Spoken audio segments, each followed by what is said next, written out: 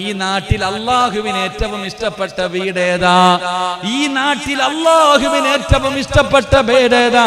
അനസ് തങ്ങളാണ് പറയുന്നത്. അള്ളാന്റെ റസൂലിന്റെ കൂടെ 10 വർഷം നടന്ന സ്വഹാബിയാ പറയുന്നത്, അള്ളാഹുവിന് ഏറ്റവും ഇഷ്ടപ്പെട്ട വീട് ഏത് വീടിന്റെ അകത്താണോ ഭാര്യയും ഭർത്താവും മക്കളും ഒരു പാത്രത്തിന്റെ അകത്ത് ഒരുമിച്ചിരുന്ന് ഭക്ഷണം കഴിക്കുന്നത്, ആ വീട് അള്ളാഹുവിന് ഇഷ്ടപ്പെട്ട വീടാണെന്ന് ആദരവായ പ്രവാചകൻ നബി മുഹമ്മദ് മുസ്തഫ. ഭാര്യയും ഭർത്താവും മക്കളും കൂടെ ഒരു പാത്രത്തിന്റെ അകത്തിരുന്ന് ഭക്ഷണം കഴിക്കുന്ന വീട് അള്ളാഹുവിന് ഇഷ്ടപ്പെട്ട വീടാണെന്ന് ആദരവായ പ്രവാചകൻ നബി മുഹമ്മദ് മുസ്തഫ. നമ്മൾ കഴിക്കാറുണ്ടോ? പടച്ചവൻ അതെങ്ങനെ കഴിക്കാനായില്ലേ? പണ്ട് നമ്മുടെ ഉമ്മമാർ, നമ്മുടെ വീട്ടിലൊക്കെ അങ്ങനെ ഒരു പാത്രമുണ്ടായിരുന്നു. ഒരു ചട്ടിയ, പാത്രമൊന്നുമില്ല. അന്നൊരു ചട്ടിക്കകത്ത് സിമെന്റ് കുഴക്കണത് പോലെ ഉമ്മ എല്ലാം കൂടെ എടുത്തങ്ങോട്ട് തട്ടും. ഒരു കുഴയാ, ഇങ്ങനെ അങ്ങോട്ട് ഇളക്കിയിട്ട് വാട സിറാജ്, വാട അബൂബക്കറെ, വാട ഓടി ചെന്നിട്ട് ആയിഷായോ ആമിനയൊക്കെ എന്തൊരു ആർത്തിയാ പോയി തിന്നാൻ. നിങ്ങൾ ഇന്ന് വീട്ടിൽ പോകണം. ഇന്ന് വീട്ടിൽ പോയിട്ട് നിങ്ങളുടെ മക്കൾ 15-20 ഒന്നും വേണ്ട, ഒരു 5 വയസ്സിന്റെ മുകളിലോട്ട് പ്രായമുള്ള 4-5 വയസ്സോ പ്രായമുള്ള മക്കളുടെ മുന്നിൽ വെച്ച് ചോറ് വാരിയിട്ടിട്ട് അങ്ങോട്ട് കുഴക്കണം. എന്നിട്ട് ചോദിക്കണം, വാടാ അബൂബക്കറെ, പാപ്പ തിന്നോടാൻ പറയും. കാരണം അവൻ തിന്നൂല. ചിരിക്കണ്ട, നിങ്ങൾ ചെയ്തു നോക്ക്. 5 വയസ്സുള്ള മോന് നീ ചോറ് കുഴച്ചിട്ട് വേണോ വെച്ചാൽ അവൻ പറയും പാപ്പ തിന്നോ. കാരണം എന്തേ? പാപ്പ കൈയിട്ടത് വേസ്റ്റാ, ഉമ്മ കൈയിട്ടത് വേസ്റ്റാ. നീ അങ്ങനാ പഠിപ്പിച്ചിരിക്കണത്. അതുകൊണ്ട് തന്നെ ഭാര്യയും ഭർത്താവും 20 കൊല്ലം ജീവിച്ചു. എന്തോ പറഞ്ഞു, അടിച്ചു പിരിഞ്ഞു. പിറ്റേ ദിവസം കൊണ്ടുപോയിട്ട് ഭാര്യ കേസ് കൊടുത്തിരിക്കുക, പെണ്ണും പിള്ള കേസ് കൊടുത്ത്, ഭർത്താവ് പീഡിപ്പിച്ചെന്ന്. ഇന്നലെ വരെ കൂടെ കടന്നവരാണ്. അതാ ശത്രുത, അതാണ് ശത്രുത. എടാ, നീ നന്നാവുന്നത് നിന്റെ കൂടപ്പറപ്പിന് തന്നെ. ഏറ്റവും വലിയ ശത്രു നിന്റെ കൂടപ്പറപ്പ്. മരിച്ചാ പോലും കയറിയേക്കല്ല എന്റെ വീട്ടില്. ആരെ നോക്കിയിട്ട്? സ്വന്തം അനുജനെ നോക്കിയിട്ട്. എന്താ ഇത്ര ശത്രുത വന്നത്? ഇത്ര ശത്രുത വരാനുള്ള കാരണം എന്താ? എടാ, പണ്ട് ഒരു ചെറിയ വീട്, ആ വീടിന്റെ അകത്ത് ഒരു പാത്രത്തിന്റെ അകത്തിരുന്ന് നമ്മളൊക്കെ ഭക്ഷണം കഴിച്ചപ്പോ സ്നേഹബന്ധം ഉണ്ടായിരുന്നു. അതുകൊണ്ടാ പണ്ടുള്ളവര് പറഞ്ഞത് വീട്ടിൽ വലിയ അടുക്കള കെട്ടാൻ പാടില്ല. അല്ലാഹ് ഈമാൻ തരുമാറാകട്ടെ. എന്ത് കെട്ടാൻ പാടില്ല? വലിയ അടുക്കള. എന്തേ കാരണം? നിന്റെ വീട്ടിൽ എത്രണ്ണം ഉണ്ട് അടുക്കള? 1, 2, 3 അടുക്കള. ഇപ്പൊ ഏത് വീട്ടിൽ ചെന്നാലും 3 അടുക്കള കാണാം. പണ്ടങ്ങനല്ല, ഒരു ചെറിയ അടുക്കള. 5 മക്കളുണ്ടെങ്കിലും ഈ 5 എണ്ണത്തിന്റെ ഭാര്യമാരും ഈ അടുക്കളയിൽ കിടന്ന് അങ്ങോട്ടും ഇങ്ങോട്ടും ഇടിച്ചിടിച്ച് നടക്കും. സ്ഥലമില്ലല്ലോ. ഈ 5 പെണ്ണുങ്ങളും അങ്ങോട്ടും ഇങ്ങോട്ടും തട്ടിയും മുട്ടിയും നടക്കും. അവിടെയാണ് അവരെല്ലാ കാര്യങ്ങളും ചർച്ച ചെയ്യുന്നത്. അത് കാരണം അവർ തമ്മിൽ അടിയില്ലായിരുന്നു, വഴക്കുമില്ലായിരുന്നു, ബഹളവും ഇല്ലായിരുന്നു. ഉള്ളത് വെച്ച് വിളമ്പി തിന്ന് സുഖമായിട്ട് ജീവിച്ചു. ഇപ്പം 3 അടുക്കള. ജ്യേഷ്ഠന്റെ ഭാര്യ ഇവിടെ, രണ്ടാമത്തവന്റെ ഭാര്യ അവിടെ, ഏറ്റവും ഇളയത് പുറത്തത്. എന്നിട്ട് ഒരു വീടിന്റെ അകത്ത് തന്നെ 2 ബെഡ്റൂമും 2 അടുക്കളയും 2 ഭക്ഷണം വെപ്പും. അള്ളാഹു കാത്തിരക്ഷിക്കുമാറാകട്ടെ. എന്നാലോചിക്ക്, പണ്ട് അങ്ങനല്ല. ഒരു ചെറിയ അടുക്കളക്കകത്ത് എല്ലാം കടന്ന് ഇങ്ങനെ കറങ്ങും. അപ്പൊ സ്നേഹം ഉണ്ടായിരുന്നു, അപ്പൊ ഒരു ബന്ധം ഉണ്ടായിരുന്നു. ഇന്ന് അതല്ല. അള്ളാഹു കാത്തിരക്ഷിക്കുമാറാകട്ടെ. ഇതൊന്നും വെറുതെ അല്ല, ഇതൊന്നും ഞാൻ വെറുതെ പറഞ്ഞതല്ല. അതുകൊണ്ട് നിങ്ങൾക്ക് ബർക്കത്ത് വേണോ? നാളെ രാവിലെ പോയിട്ട് ഒരു വലിയ ബേസം വാങ്ങണം, ഒരു വലിയ പാത്രം. നാളെ മുതൽ വീട്ടിൽ ഒരുമിച്ചിരുന്ന് തിന്ന്. അള്ളാഹു നിനക്ക് ബർക്കത്ത് ചെയ്യും. അള്ളാഹു നിന്നെ രക്ഷപ്പെടുത്തും. അള്ളാഹു ഭാഗ്യം തരുമാറാകട്ടെ. ഇൻഷാ അല്ലാഹ്, ഇൻഷാ അല്ലാഹ്. ഒരു പാത്രം വാങ്ങോ? പോരാ, എനിക്ക് ഒരാവശ്യമില്ല. നിനക്ക് വേണമെങ്കിൽ നീ ചെയ്. ഞാൻ എന്റെ കാര്യം നോക്കിയാ പോരെ. എനിക്ക് എന്റെ കാര്യം നോക്കിയാ പോരെ. നിനക്ക് വേണോ? നീ ചെയ്തു നോക്കടാ ചങ്ങാതി. ഒരു 2 ദിവസം, ഒരു 3 ദിവസം, ഒരാഴ്ച നീ ഇങ്ങനെ ചെയ്താ നിന്റെ പെണ്ണും പിള്ള കാമുകനെ ബ്ലോക്ക് ചെയ്യും. മതി. അസ്സലാമു അലൈക്കും. നിന്റെ പെണ്ണുങ്ങളോട് ഞാൻ പറയുന്നു, ഭർത്താവിന്റെ കൂടെ ഇരുന്ന് നീ ഭക്ഷണം കഴിക്ക്. നിന്റെ പരാതി തീരും. ആമനെ ചോദിക്കുക, എന്തേ ഉസ്താദ്, എന്റെ അക്കായ്ക്ക് എന്നോട് ഇഷ്ടമൊന്നുമില്ല, എത്ര പെണ്ണുങ്ങളുമായിട്ടോ, സാധു പാപോടാ, കഷ്ടം പറയണേട്ട വിചാരിക്കും. ഓള് മലക്കരെ പോലെ സംസാരിക്കുക. ഇവിടെ മനസ്സുകൾ തമ്മിൽ അടുക്കണം. ഒരു പാത്രത്തിന്റെ അകത്ത് ഭക്ഷണം കഴിക്ക്. അള്ളാഹു ഭാഗ്യം തരുമാറാകട്ടെ. ഇൻഷാ അല്ലാഹ്. ചെയ്തൂടെ? 3 നേരവും അങ്ങനെ കഴിക്കണമെന്ന് ഞാൻ പറയുന്നില്ല. ഒരു ദിവസത്തിൽ ഒരു നേരമെങ്കിലും എല്ലാവരും കൂടെ ഒരുമിച്ച് ഒരു പാത്രത്തിൽ കഴിക്കാൻ തീരുമാനിക്ക്. അള്ളാഹു ഭാഗ്യം തരുമാറാകട്ടെ. ചെയ്യാമെന്ന് നിയത്ത് ചെയ്യുന്നവരൊക്കെ ഒന്ന് കൈവക്കിക്കേ. പിശുക്കന്മാര് ആലോചിക്കുക, എൻ്റെ പൊന്നാര ഉസ്താദെ ആമിനയുടെ കൂടെ എങ്ങനെ ഇരിക്കും ഞാൻ, ആമിനയുടെ കൂടെ എങ്ങനെ ഞാൻ കഴിക്കും? അതാ ചിന്തിക്കണേ. കൂടെ കടക്കുന്നതിന് നിനക്ക് കുഴപ്പമില്ല, കൂടെ അവളുടെ കൂടെ കയറി കിടക്കുന്നതിന് കുഴപ്പമൊന്നുമില്ല, തിന്നാൻ കുഴപ്പം. നിനക്ക് വേണമെങ്കിൽ ചെയ്യടാ, അള്ളാഹു ബർക്കത്ത് ചെയ്യുമാറാകട്ടെ. നിനക്ക് വേണമെങ്കിൽ, എനിക്ക് ആവശ്യമൊന്നുമില്ല, നിനക്ക് വേണമെങ്കിൽ നീ ചെയ്യ്. ഞാനതാ പറയുന്നത്, നിനക്ക് ആവശ്യമുണ്ടെങ്കിൽ നീ ചെയ്യ്, ഇല്ലെങ്കിൽ ഇങ്ങനെ നരകിച്ച് നരകിച്ച് നരകിച്ച് നിന്റെ ജീവിതം തുലയ്ക്ക്. അള്ളാഹു കാക്കുമാറാകട്ടെ, അല്ല കാക്കുമാറാകട്ടെ. 3 പറഞ്ഞു തരട്ടെ, വേണോ? വേണോ? മൂന്നാമത്തെ കാര്യം, എന്തുകൊണ്ട് നിനക്ക് നാശമുണ്ടായി? എന്തുകൊണ്ടാണ് നിന്റെ വീടിന്റെ അകത്ത് ഇത്രയും വലിയ നഷ്ടം വരാറുള്ള കാരണമെന്നറിയുമോ? മൂന്നാമത്തെ കാര്യം ബർക്കത്ത് വേണോ? മൂന്നാമത്തെ കാര്യം ബർക്കത്ത് വേണോ? നീ ചോദിക്കും, ഉസ്താദേ നല്ല കച്ചവടമുണ്ടായിരുന്നു, നല്ല നിലയിലായിരുന്നു, എന്തേ ഞാൻ ഇങ്ങനെയായി പോയത്? അതിന്റെ കാരണം എന്തെന്നറിയുമോ? മഹാനായ നബി മുഹമ്മദ് മുസ്തഫ സല്ലല്ലാഹു അലൈഹി വസല്ലമ തങ്ങൾ പറയുകയാ, മോനെ, ഭക്ഷണം താഴെ വീണാല്, ഭക്ഷണം താഴെ കിടക്കുന്ന ഭക്ഷണമുണ്ടല്ലോ, ചോറ് തിന്നുമ്പോ നിന്റെ പാത്രത്തിൽ നിന്ന് താഴെ വീണ ഭക്ഷണമുണ്ടല്ലോ, അത് നീ എടുത്ത് കഴിക്ക്, അള്ളാഹു അതിൽ ബർക്കത്ത് വെച്ചിട്ടുണ്ടെന്ന് നബി മുഹമ്മദ് മുസ്തഫ സല്ലല്ലാഹു അലൈഹി വസല്ലം. ഏത് ഭക്ഷണം? തിന്നുന്ന ഭക്ഷണത്തിലല്ല, ആ താഴെ കിടക്കുന്ന ചോറ് നീ നോക്കി വെച്ചോ. എടാ, ഭക്ഷണം കഴിച്ചുകൊണ്ടിരിക്കുമ്പോ ആ ഭക്ഷണ പാത്രത്തിൽ നിന്ന് താഴെ വീണ ഭക്ഷണം നീ നല്ലതുപോലെ ശ്രദ്ധിച്ചു വെച്ചോ. അതിനകത്ത് അല്ലാഹു ബർക്കത്ത് വെച്ചിട്ടുണ്ട്. ഇടത് കൈ കൊണ്ടെടുത്ത് വൃത്തിയാക്കി വലത് കൈ കൊണ്ട് നീ കഴിക്ക്. അല്ലാഹു നിന്നെയും കുടുംബത്തെയും രക്ഷപ്പെടുത്തുമെന്ന് ആദരവായ പ്രവാചകൻ നബി മുഹമ്മദ് മുസ്തഫ. നമ്മളെടുത്ത് കഴിക്കാറുണ്ടോ? നമ്മളെടുത്ത് കഴിക്കാറുണ്ടോ? ഇല്ല.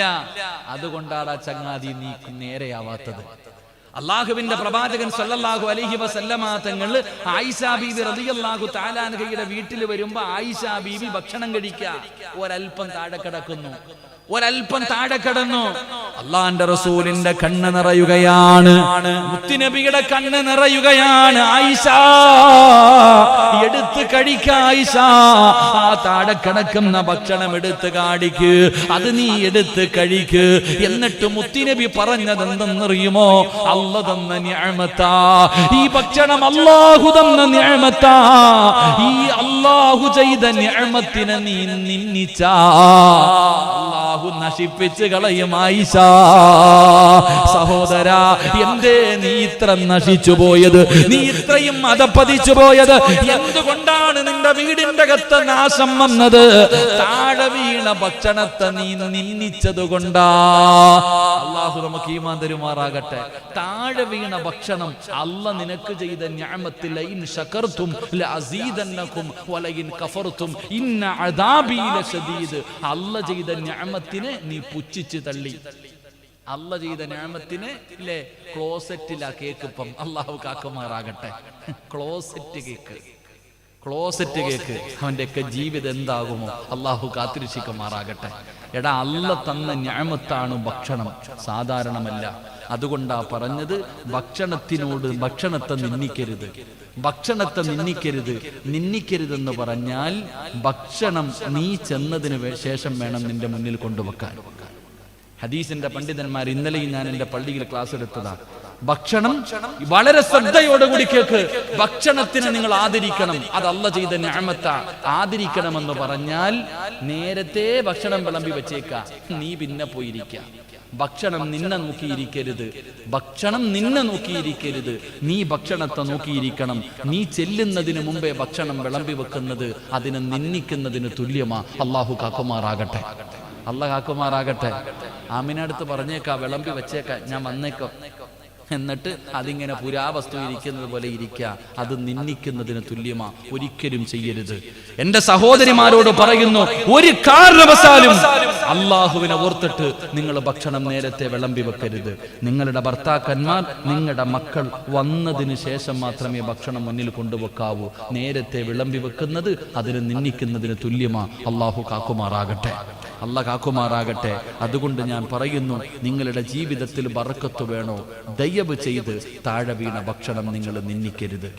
താഴെ വീണ ഭക്ഷണത്തെ നിങ്ങൾ നിന്ദിച്ച അള്ളാഹ് നിന്നെ കൈയൊഴിയും, നിന്റെ ജീവിതം നാശമാകും. അള്ളാഹു കാത്തിരക്ഷിക്കുമാറാകട്ടെ.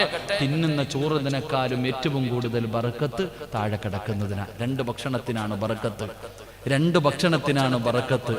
1 താഴെ വീണ ഭക്ഷണം, 2 ഏറ്റവും അവസാനം കഴിക്കുന്ന ഭക്ഷണം. അള്ളാഹു ബറക്കത്ത് ചെയ്യുമാറാകട്ടെ. കണ്ടിട്ടുണ്ടോ? നമ്മളൊക്കെ തിന്നു വയറ് നിറഞ്ഞു കഴിഞ്ഞാൽ അവിടെ ഇട്ടേക്കും. എന്നാൽ ചില ഉസ്താദന്മാരൊക്കെ അല്ലാഹുവേ നക്കി തുടയ്ക്കും കൈകൊണ്ട്. എല്ലാരും ഭക്ഷണം കഴിച്ച് എഴുന്നേറ്റാലും ആ പാത്രം ഇങ്ങനെ നക്കി തുടയ്ക്ക, കൈകൊണ്ട് ഇങ്ങനെ തുടച്ചെടുക്ക. എന്തുകൊണ്ട്? അതിലാ ബറക്കത്ത്. അവിടെയാ മോനെ ബറക്കത്തിരിക്കുന്നത്. 2 ഭക്ഷണത്തിൽ 1 താഴെ വീണ ഭക്ഷണം, 2 അവസാനം എല്ലാരും തിന്ന് തീരുമ്പോ അവസാനത്തെ ഭക്ഷണം, അതിൽ ബറക്കത്തുണ്ടെന്ന് നബി മുഹമ്മദ് മുസ്തഫ സ്വല്ലല്ലാഹു അലൈഹി വസല്ലം. അള്ളാഹു നമുക്ക് ഈമാൻ നൽകുമാറാകട്ടെ. അപ്പൊ എന്റെ പ്രിയപ്പെട്ടവരെ, 5 കാര്യങ്ങൾ പഠിച്ചു. 1, അള്ളാഹു നിനക്ക് രക്ഷ തരണമെങ്കിൽ 1, എന്ത് കാര്യവും ചെയ്യുന്നതിന് മുമ്പ് 2 റക്അത്ത് നിസ്കരിച്ച് അള്ളാഹുവിനെ ഏൽപ്പിക്കണം. 2, നീ മുഷാവറ ചെയ്യ്, അറിവുള്ളവരോട് ചോദിക്ക്. 3, അള്ളാഹുവിൻ്റെ തൃപ്തി ലഭിക്കാൻ, റബ്ബിൻ്റെ സഹായം ലഭിക്കാൻ ഒരു സദക്ക കൊടുക്ക്. 4, നബി സല്ലല്ലാഹു അലൈഹി വസല്ലമ തങ്ങളുടെ പൊരുത്തം കിട്ടാൻ സൂറത്തു യാസീൻ ഓത്. 5, വാപ്പയോടും ഉമ്മയോടും ചോദിക്ക്. ജീവിച്ചിരിപ്പുണ്ടെങ്കിൽ പോയി ചോദിക്ക്. മരിച്ചവരാണെങ്കിലും ഖബറിൽ കിടന്നാ കേൾക്കുമെന്ന് വിശ്വസിക്കുന്നവരാ നമ്മൾ. ഖബറിൽ പോയി അനുവാദം ചോദിക്ക്. അള്ളാഹു നമുക്ക് ഭാഗ്യം തരുമാറാകട്ടെ. ഇനി പെട്ടുപോയവരോട് പറയാനുള്ളത് 3 കാര്യങ്ങൾ സൂക്ഷിക്ക്. സലാം പരിപൂർണമായിട്ട് പറ, ആരോടും കുടുംബത്തോട് പ്രത്യേകിച്ച്. 2, ഒരുമിച്ച് ഒരു പാത്രത്തിൻ്റെ അകത്തിരുന്ന് ഭക്ഷണം കഴിക്ക്. 3, താഴെ വീണ ഭക്ഷണത്തെ നിന്ദിക്കരുത്, എടുത്തു കഴിക്ക്. അള്ളാഹു നിന്നെ രക്ഷപ്പെടുത്തും. അള്ളാഹു നമ്മളെ രക്ഷപ്പെടുത്തുമാറാകട്ടെ. മഹാനായ നബി മുഹമ്മദ് മുസ്തഫ സ്വല്ലല്ലാഹു അലൈഹി വസല്ലമ തങ്ങൾ പറയുകയാ, വല്ലദീ നഫ്സി ബിയദിഹി ലാ യഖൂമു സ്സാഅ ഹത്താ തമുറു അലാ കബരിഹി. അല്ലാഹുവിന്റെ പ്രവാചകൻ സ്വല്ലല്ലാഹു അലൈഹി വസല്ലമ തങ്ങൾ പറയുകയാണ്, ഒരു കാലഘട്ടം കടന്നു വരും. അല്ലാഹുവിന്റെ റസൂൽ പറയുന്ന ഒരു കാലഘട്ടം കടന്നു വരും. ആ കാലഘട്ടത്തിൽ ജനങ്ങൾ ഖബറിന്റെ ചാരത്തുകൂടെ നടന്നു പോകുമ്പോൾ അല്ലാഹുവിന്റെ പ്രവാചകൻ പറയുകയാണ്, എന്റെ സമുദായത്തിനൊരു കാലഘട്ടം കടന്നു വരും.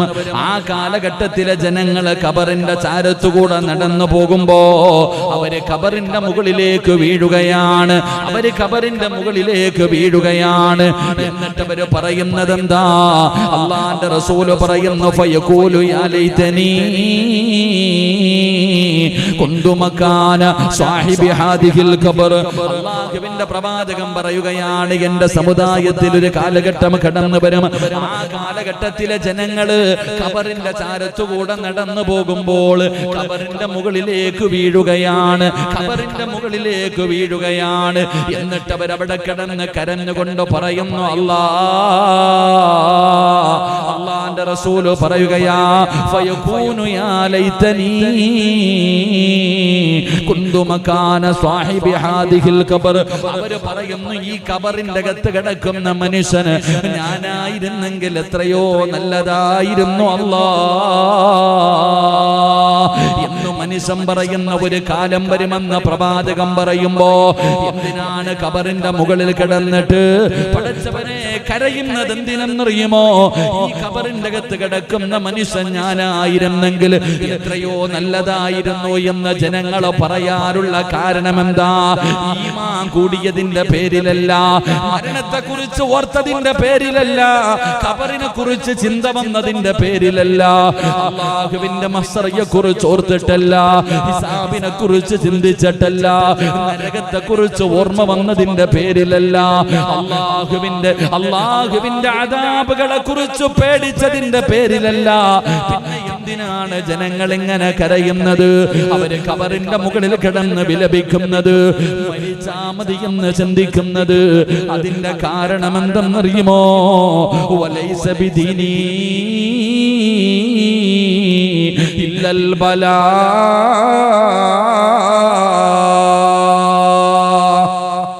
അള്ളാന്റെ റസൂൽ സല്ലല്ലാഹു അലൈഹി വസല്ലം തങ്ങൾ പറഞ്ഞു, ഒരു കാലഘട്ടം വരും, ആ കാലഘട്ടത്തിൽ ജനങ്ങൾ ഖബറിന്റെ അടുക്കലൂടെ നടന്നു പോകുമ്പോ ഖബറിന്റെ മുകളിൽ വീഴും. ഖബറിന്റെ മുകളിൽ വീണിട്ട് അവര് പറയും, പടച്ചവനെ, അല്ലാഹുവേ, ഇതിനകത്ത് കിടക്കണ മനുഷ്യൻ ഞാനായാ മതിയായിരുന്നു പടച്ചവനെ. അല്ലാഹുവേ, ഈ ഖബറിന്റെ അകത്ത് കിടക്കുന്ന മനുഷ്യൻ ഞാനായിരുന്നെങ്കിൽ എത്രയോ നല്ലതായിരുന്നു എന്ന് ഖബറിന്റെ മുകളിൽ കിടന്ന് കരയുന്ന ഒരു കാലം വരുമെന്ന് നബി മുഹമ്മദ് മുസ്തഫ. എന്തിന്റെ പേരിൽ? മരണത്തെ കുറിച്ച് പേടിച്ചതിന്റെ പേരിലല്ല, ഖബറിന്റെ അദാബുകളെ കുറിച്ചോ 6 അടി മണ്ണിനെ കുറിച്ച് ചിന്തിച്ചതിന്റെ പേരിലല്ല. നാളെ അല്ലാഹുവിന്റെ കോടതിയിലേക്ക് കടന്നു ചെല്ലും വിചാരണയെ കുറിച്ചോ, സിറാത്തിനെ കുറിച്ചോ, മീസാനിനെ കുറിച്ചോ, നരക കുറിച്ചോ, അല്ലാഹയെ കുറിച്ചോ ഓർത്തിട്ടല്ല, ഈമാൻ കൂടിയതിന്റെ പേരിലല്ല. പിന്നെ എന്തിനാ കരയുന്നത്? അല്ലാഹുവിന്റെ റസൂൽ സല്ലല്ലാഹു അലൈഹി വസല്ലമ തങ്ങൾ പറഞ്ഞു, ജീവിതത്തിൽ ദുഃഖവും ദുരിതവും വേദനയും പ്രയാസവും പ്രതിസന്ധിയും പരീക്ഷണവും കടന്നു വന്നപ്പോ താങ്ങാൻ കഴിയാതെയാണെന്ന് നബി മുഹമ്മദ് മുസ്തഫ സല്ലല്ലാഹു അലൈഹി വസല്ലമ തങ്ങൾ പറഞ്ഞു, എത്രയോ സത്യമാ. ജീവിതത്തിൽ എന്റെ പ്രിയപ്പെട്ടവരെ, കടങ്ങൾ വരുമ്പോൾ, കച്ചവടം മുഴുവനും തകർന്നു പോകുമ്പോൾ, സമാധാനമില്ലാതെ വരുമ്പോൾ, എന്റെ പ്രിയപ്പെട്ടവരെ, ലക്ഷങ്ങളുടെ കടം വന്നപ്പോ, മക്കള് മരിച്ചു പോയപ്പോ, വീട് നഷ്ടപ്പെട്ടു പോയപ്പോ, അല്ലെങ്കിൽ മാരകമായ രോഗങ്ങൾ നിന്റെ ശരീരത്തിലേക്ക് അല്ലാഹു തന്നപ്പോ, നമ്മളിൽ പലരും പറയാറുണ്ട്, ഇതെന്തൊരു ജീവിതവാ, അല്ലാ, മരിച്ചാ മതിയായിരുന്നു പടച്ചവനെ. നമ്മളിൽ പലരും പലപ്പോഴും പറയാറുണ്ട്, മരിച്ചാ മതി പടച്ചവനെ എന്ന് പറയുന്ന ഒരവസ്ഥ. അല്ലാഹു നമ്മളെ കാത്തിരക്ഷിക്കുമാറാകട്ടെ. അല്ലാഹ് നമ്മളെ കാത്തിരക്ഷിക്കുമാറാകട്ടെ. എന്റെ പ്രിയമുള്ള സഹോദരങ്ങളെ, സത്യത്തിൽ എന്തുകൊണ്ടാണ് അല്ലാഹ് നിനക്ക് സമാധാനം തരാത്തത്? എന്തുകൊണ്ട്? 2 നില മനോഹരമായ ലക്ഷങ്ങൾ ചെലവഴിച്ച് കോടികൾ വിലയുള്ള വീടില്ലാഞ്ഞിട്ടാണോ? പടച്ചവനെ, നിലമ്പൂര് തേക്കുകൊണ്ടാ നീ ഫർണിച്ചർ ഉണ്ടാക്കിയിരിക്കുന്നത്. ഗ്രാനൈറ്റ് ബാംഗ്ലൂരിൽ പോയി നിന്ന് കൊണ്ടുവന്നത്. മനോഹരമായ ഗാർഡനുകൾ, പടച്ചവനെ, ജോലി ചെയ്യാൻ സ്റ്റാഫുകൾ, സഞ്ചരിക്കാൻ വാഹനം, സുന്ദരിയായ ഭാര്യ, 3-4 മക്കള്, ആവശ്യത്തിന് തിന്നാനുള്ള ഭക്ഷണം, പണം, ഇതെല്ലാം അല്ലാഹ് നിനക്ക് തന്നു. പക്ഷെ നിന്റെ ജീവിതത്തിൽ ബറക്കത്തില്ല, സമാധാനം കിട്ടുന്നില്ല. എന്തുകൊണ്ട്? ഇന്ന് വരെ ഞാൻ നിങ്ങളും ആലോചിച്ചിട്ടില്ല. എന്തുകൊണ്ടാണ് നമ്മുടെ ജീവിതത്തിൽ സന്തോഷവും സമാധാനവും കിട്ടാത്തതിന്റെ കാരണം എന്താ? കാരണം ആരും തരയുന്നില്ല. ഒള്ളി ദുആ മാത്രം, ദുആ മാത്രം. അല്ലാഹു കാത്തിരക്ഷിക്കുമാറാകട്ടെ. അല്ലാഹ് കാത്തിരക്ഷിക്കുമാറാകട്ടെ. അല്ലാഹ് കാത്തിരക്ഷിക്കുമാറാകട്ടെ. പൊന്നാര ചങ്ങാതിമാരെ, വെറുതെ ഒന്നും നമുക്കൊന്നും കിട്ടൂല. ഒരു സുപ്രഭാതത്തിൽ പോയി കച്ചവടം ചെയ്താൽ, ഒരു സുപ്രഭാതത്തിൽ പോയി വീട് പണിതാൽ, ഒരു സുപ്രഭാതത്തിൽ പോയി വാഹനമെടുത്താൽ, ഒരു സുപ്രഭാതത്തിൽ പോയി വസ്തു വാങ്ങിയാൽ നിനക്ക് ലാഭം കിട്ടും, നിനക്ക് ബറക്കത്ത് കിട്ടും, നീ അതിലൂടെ രക്ഷപ്പെടുമെന്ന് കരുതുന്നുണ്ടെങ്കിൽ അത് നിന്റെ തെറ്റിദ്ധാരണയാ. അല്ലാഹു നമുക്ക് ഈമാൻ തരുമാറാകട്ടെ. അല്ലാഹ് ഈമാൻ തരുമാറാകട്ടെ. എന്റെ പൊന്നാര ചങ്ങാതി, ഒരാൾക്ക് വീട് വെക്കണം. ഒരാൾക്ക് വീട് വെക്കണം. വീട് വെക്കണമെങ്കിൽ ആദ്യം ചെയ്യേണ്ടത് എന്താ? വെടി കൊണ്ടതുപോലെ ഇരിക്കാതെ പറ. ഒരാൾക്ക് വീട് വെക്കണം. വീട് വെക്കണമെങ്കിൽ ആദ്യം ചെയ്യേണ്ടത് എന്താ? പറ മനുഷ്യ, എന്ത് ചെയ്യണം? എങ്ങനെ? ഈ സാധനം ഒന്ന് ഓഫാക്കി വയ്ക്കട. നിങ്ങൾക്ക് ഫാനില്ല, പിന്നെ നമുക്ക് എന്തിനാ ഫാൻ? ഓഫായിക്കോ. നാളെ പരലോകത്ത് തന്നെ ബുദ്ധിമുട്ടുന്നവരെ തൊട്ട് അല്ലാഹ് കാക്കുമാറാകട്ടെ. ഒരാൾക്ക് വീട് വെക്കണം, അല്ലെങ്കിൽ ഒരാൾ വീട് വെക്കണമെങ്കിൽ ആദ്യം ചെയ്യേണ്ടത് എന്താ? സ്ഥലം വേണം, പിന്നെ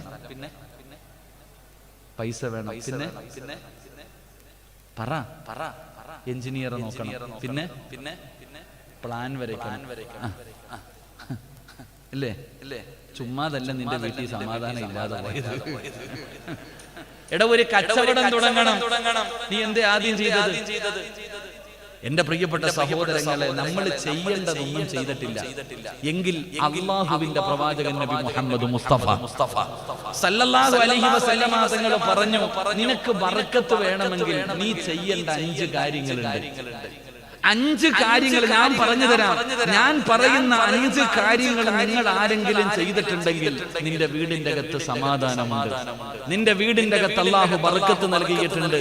നിന്റെ കച്ചവടത്തിൽ അല്ലാഹു ബർക്കത്ത് ചെയ്തിട്ടുണ്ട്. നിന്റെ സർവ്വ കാര്യങ്ങളിലും അല്ലാഹു നിനക്ക് ബർക്കത്ത് ചെയ്തിട്ടുണ്ട്. ചെയ്തിട്ടില്ലയോ നീ അതാ ഇപ്പൊ കടന്ന് അനുഭവിക്കുന്നത്. അല്ലാഹു കാത്തിരക്ഷിക്കുമാറാകട്ടെ. അല്ലാഹു കാത്തിരക്ഷിക്കുമാറാകട്ടെ. അപ്പം വീട് വെച്ചവർ, വണ്ടിയെടുത്തവർ, വിവാഹം കഴിച്ചവർ, ബിസിനസ് തുടങ്ങിയവർ എല്ലാവരും ചിന്തിക്ക്, ഞാൻ പറയുന്ന ഈ 5 കാര്യം നിങ്ങൾ ആരെങ്കിലും ചെയ്തിട്ടുണ്ടോ ഇല്ലയോ നോക്ക്. അള്ളാഹു പഠിക്കാൻ ഭാഗ്യം തരുമാറാകട്ടെ. റെഡിയല്ലേ? വയലല്ല, ഇത് ക്ലാസ്സാ. ഇന്നൊരു ക്ലാസ് ആയിട്ട് കരുതിയാൽ മതി. വയല് പിന്നീട് ഇൻഷാ അല്ലാഹ്. അള്ളാഹു നമുക്ക് ഭാഗ്യം തരുമാറാകട്ടെ. അപ്പൊ റെഡിയല്ലേ? പെണ്ണുങ്ങൾ എല്ലാവരും ആലോചിക്കണം, ഈ പറയുന്ന 5 കാര്യങ്ങൾ നിങ്ങൾ ആരെങ്കിലും ചെയ്തിട്ടുണ്ടോ? ചെയ്തിട്ടുണ്ടെങ്കിൽ നിന്നെ അള്ളാഹ് കൈവിടൂല. ഈ പറയുന്ന 5 കാര്യങ്ങൾ നിങ്ങൾ ആരെങ്കിലും പാലിച്ചിട്ടുണ്ടെങ്കിൽ ഒരിക്കലും നിന്റെ ജീവിതത്തിൽ നഷ്ടമില്ല. അള്ളാഹു നിനക്ക് ബർക്കത്ത് ചെയ്യും. അള്ളാഹു ദുനിയാവിലും രക്ഷപ്പെടുത്തും, ആഖിറത്തിലും രക്ഷപ്പെടുത്തും. അള്ളാഹു രക്ഷപ്പെട്ടവരുടെ കൂട്ടത്തിൽ പെടുത്തുമാറാകട്ടെ. അള്ളാഹ് രക്ഷപ്പെട്ടവരുടെ കൂട്ടത്തിൽ പെടുത്തുമാറാകട്ടെ. 1 ഞാൻ പറഞ്ഞു തരാം. ആദ്യം എഞ്ചിനീയറെയാണോ കാണേണ്ടത്? പ്ലാനാണോ വരയ്ക്കേണ്ടത്? പൈസയുണ്ടോ എന്നാണോ നോക്കേണ്ടത്? എന്തേ ആദ്യം ചെയ്യണ്ടേ? മഹാനായ നബി മുഹമ്മദ് മുസ്തഫ സല്ലല്ലാഹു അലൈഹി വസല്ലമ തങ്ങളുടെ മുന്നിലേക്ക് ഒരു സ്വഹാബി കടന്നു വരികയാ. അല്ലാഹുവിന്റെ പ്രവാചകന്റെ മുന്നിലേക്ക് കടന്നു വന്നു. കാനൻ നബി സല്ലല്ലാഹു അലൈഹി വസല്ലം യഖൂലു ഇദാ ഹമ്മ അഹദുകും ബിൽ അംർ ഫൽയുസല്ലി റകഅതൻ മിൻ ദൂനിൽ ഫരീള. അല്ലാഹുവിന്റെ പ്രവാചകന്റെ മുന്നിലേക്ക് ഒരു മനുഷ്യന് കടന്നു വരികയാണ്, ഒരു സ്വഹാബി കടന്നു വരികയാണ്. യാ റസൂലല്ലാഹ്, അല്ലാഹുവിന്റെ നബിയേ, ഒരു പുതിയ ബിസിനസ് തുടങ്ങാൻ പോവുകയാണ്, ഒരു കച്ചവടം തുടങ്ങാൻ പോവുകയാണ്. ഞാൻ ആദ്യമായിട്ട് എന്തേ ചെയ്യേണ്ടത്? ലോകത്തിന്റെ നേതാവിന്റെ മുന്നിലാണ് വന്ന് ചോദിക്കുന്നത്. അല്ലാഹുവിന്റെ പ്രവാചകന്റെ മുന്നിൽ ഒരു കച്ചവടം തുടങ്ങാൻ തീരുമാനിച്ചിരിക്കുന്ന മനുഷ്യന് അല്ലാഹുവിന്റെ റസൂലിന്റെ മുന്നിൽ വന്ന് ചോദിച്ചപ്പോ അല്ലാഹുവിന്റെ റസൂല് പറഞ്ഞു കൊടുത്ത ഒന്നാമത്തെ കാര്യം എന്തെന്നറിയുമോ? വീട് വെക്കണമെന്ന് തീരുമാനിക്കുന്നവര്, കച്ചവടം തുടങ്ങണമെന്ന് തീരുമാനിക്കുന്നവര്, വാഹനം എടുക്കണമെന്ന് തീരുമാനിക്കുന്നവര്, പെണ്ണ് കാണണമെന്ന് തീരുമാനിക്കുന്നവര്, അല്ലാഹുവിന്റെ റസൂല് പറഞ്ഞ ഒന്നാമത്തെ കാര്യം എന്തെന്നറിയുമോ? ഫൽയുസല്ലി റകഅതൻ മിൻ ദൂനിൽ ഫരീള. അല്ലാഹുവിന്റെ റസൂല് പറഞ്ഞ ഒന്നാമത്തെ കാര്യം, നീ 2 റകഅത്ത് നമസ്കരിക്കണേ. ലോകത്തിന്റെ നേതാവാണ് പറയുന്നത്, നീ 2 റകഅത്ത് നമസ്കരിക്കണേ. നമസ്കാരം കഴിഞ്ഞിട്ട് പടച്ച റബ്ബിന്റെ ദർബാറിലേക്ക് നിന്റെ 2 കരങ്ങൾ ഉയർത്തിയിട്ട്, അല്ലാഹുവേ, ഒരു പുതിയ വീട് വെക്കാൻ തീരുമാനിച്ചിരിക്കുകയാ, ഒരു പുതിയ കച്ചവടം തുടങ്ങാൻ തീരുമാനിച്ചിരിക്കുകയാ. നല്ലതാണോ നഷ്ടമാണോ എനിക്കറിയില്ല അല്ലാഹ്. ഇതിലൂടെ ഞാൻ രക്ഷപ്പെടുമോ? ഇതിലൂടെ ഞാൻ കഷ്ടപ്പെടുമോ? എല്ലാം നിനക്ക് അറിയത്തുള്ളൂ. അതുകൊണ്ട് നല്ലതാണെങ്കിൽ നീ എനിക്ക് നടത്തി തരണേ അല്ലാഹ്. ഇത് മോശമാണെങ്കിൽ നീ ഇത് തട്ടി മാറ്റണേ അല്ലാഹ് എന്ന് നീ നിസ്കരിച്ചു ദുആ ചെയ്യണേ എന്ന് ആദരവായ പ്രവാചകൻ നബി മുഹമ്മദ് മുസ്തഫ, ആദരവായ പ്രവാചകൻ നബി മുഹമ്മദ് മുസ്തഫ സല്ലല്ലാഹു അലൈഹി വസല്ലമ തങ്ങൾ പറഞ്ഞു, ഒന്നാമത് ചെയ്യേണ്ടത്, നീ ഒരു വീട് വെക്കാൻ തീരുമാനിച്ചാൽ, ഒരു പുതിയ കച്ചവടം തുടങ്ങാൻ നീ തീരുമാനിച്ചാൽ, ആദ്യം നീ ചെയ്യേണ്ടത് 2 റകഅത്ത് നിസ്കരിക്കണം. 2 റകഅത്ത് നിസ്കരിച്ചിട്ട് നീ അല്ലാഹുവോട് പറയണം, പടച്ചവനെ, ഇത് നല്ലതാണോ മോശമാണോ എനിക്കറിയില്ല, നിനക്കറിയാം. ഇത് നല്ലതാണെങ്കിൽ പോകുന്ന വഴികൾ മുഴുവനും നീ എനിക്ക് തുറന്നു തരണം, എന്നെ സഹായിക്കണം. ഇത് നല്ലതല്ലെങ്കിൽ, ഞാൻ പട്ടിണിയാകുമെങ്കിൽ, ഞാൻ ദാരിദ്ര്യത്തിൽ പെട്ടുപോകുമെങ്കിൽ, ഇത് അവസാനം എനിക്ക് നാശമാണെങ്കിൽ തടസ്സങ്ങൾ നൽകി നീ ഇത് തട്ടിമാറ്റണേ എന്ന് നീ ദുആ ചെയ്യണേ എന്ന് നബി മുഹമ്മദ് മുസ്തഫ, നബി മുഹമ്മദ് മുസ്തഫ. അങ്ങനെ 2 റകഅത്ത് നിസ്കരിച്ച ആരെങ്കിലും ഉണ്ടെങ്കിൽ ഒന്ന് കൈവക്കിക്കേ. നീ വീട് വെക്കാൻ തീരുമാനിച്ചപ്പോ, നീ ബിസിനസ് തുടങ്ങാൻ തീരുമാനിച്ചപ്പോ, നീ വണ്ടി എടുക്കാൻ തീരുമാനിച്ചപ്പോ, അങ്ങനെ 2 റകഅത്ത് നിസ്കരിച്ചിട്ട് അല്ലാഹുവോട് പറഞ്ഞ ആരെങ്കിലും ഉണ്ടെങ്കിൽ കൈവക്ക്. ആരെങ്കിലും ഒന്ന് പൊക്കടോ. ആരുമില്ല അല്ലേ? അല്ലാഹു കാത്തിരക്ഷിക്കുമാറാകട്ടെ. ഇതാരുടെ കുഴപ്പം? നിന്റെ കുഴപ്പം. ഇത് ഞാൻ പറഞ്ഞതല്ല, മുത്തുനബി പഠിപ്പിച്ചു തന്നല്ലേ, റസൂലുള്ളാഹി സ്വല്ലല്ലാഹി അലൈഹി വസല്ലം തങ്ങൾ പറഞ്ഞു തന്നല്ലേ. പഠിച്ചിട്ടില്ലേ? ഏതൊരു കാര്യവും ചെയ്യുന്നതിന് മുമ്പ് അള്ളാഹിനെ ഏൽപ്പിക്കണം, പടച്ചവനോട് അഭിപ്രായം ചോദിക്കണം, അള്ളാഹുവിനോട് പറയണം, 2 റക്അത്ത് നിസ്കരിക്കണം, എന്നിട്ട് റബ്ബിനോട് ചോദിക്കണം. അള്ളാഹു ഈമാൻ തരുമാറാകട്ടെ, അള്ളാഹ് ഈമാൻ തരുമാറാകട്ടെ. അപ്പൊ ഒന്നാമത് തന്നെ ഫെയിലായി. അപ്പൊ ഒന്നാമത് തന്നെ അതെങ്ങനെ?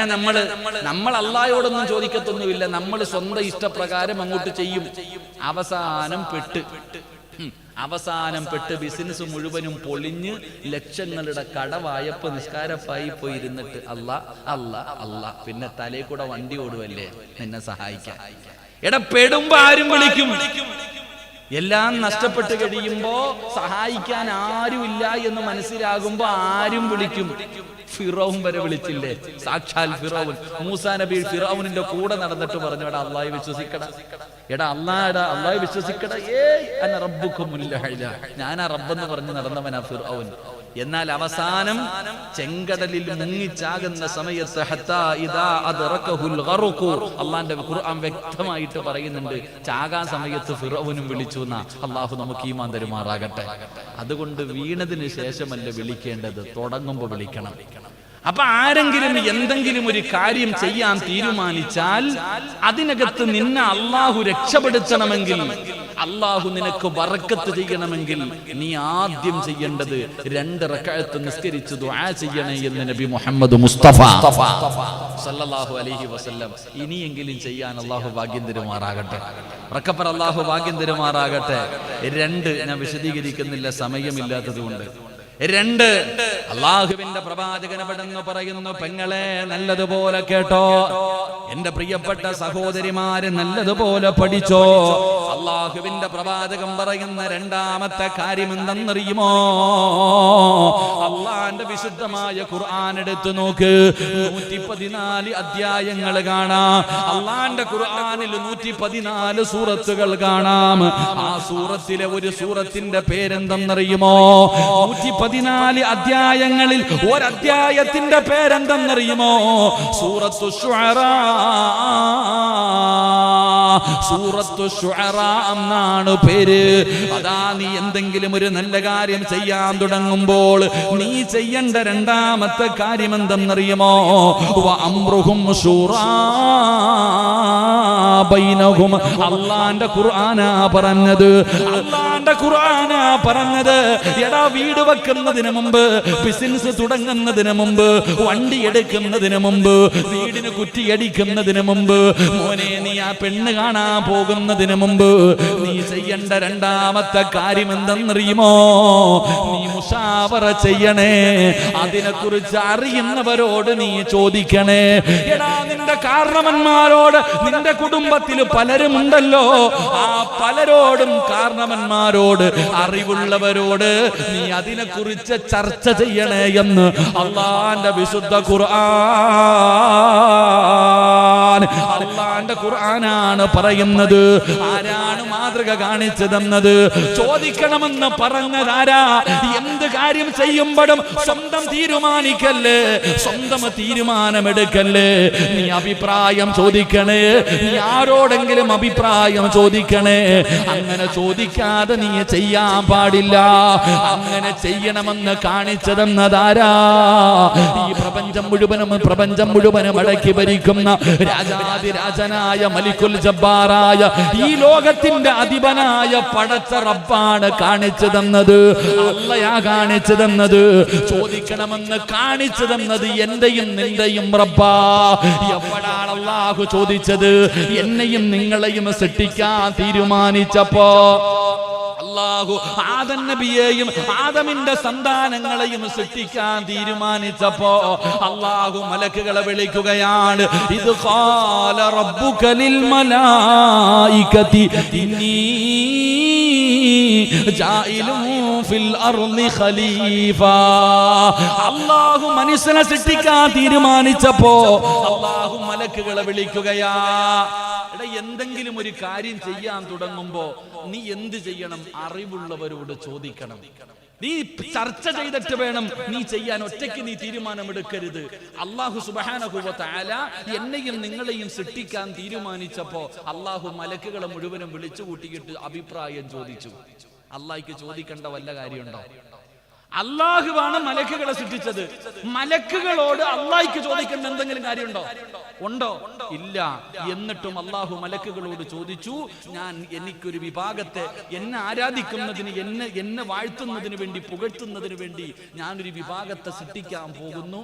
നിങ്ങളുടെ അഭിപ്രായം എന്താ? മലക്കുകൾ എന്താ പറഞ്ഞത്? വേണ്ട അല്ലാഹ്. അനുകൂലമല്ല പറഞ്ഞത്. മലക്കുകൾ അല്ലാഹുവിനോട് പറഞ്ഞത് വേണ്ട പടച്ചവനെ. അല്ലാഹ് അപ്പോഴും പറഞ്ഞത് ഇന്നി അഅലമു മാ ലാ തഅലമൂൻ. അല്ലാഹ് അപ്പോഴും മലക്കുകളോട് പറഞ്ഞു, നിങ്ങൾക്കറിയാത്ത പലതും എനിക്കറിയാം. എന്റെ പ്രിയമുള്ള സഹോദരങ്ങളെ, അല്ലാഹുവിന് മലക്കുകളോട് അഭിപ്രായം ചോദിക്കേണ്ട ഒരു കാര്യവുമില്ല. എന്നിട്ടും അല്ലാഹു ചോദിച്ചത് എനിക്കും നിങ്ങൾക്കും പഠിക്കാൻ. അല്ലാഹു ഈമാൻ തരുമാറാകട്ടെ.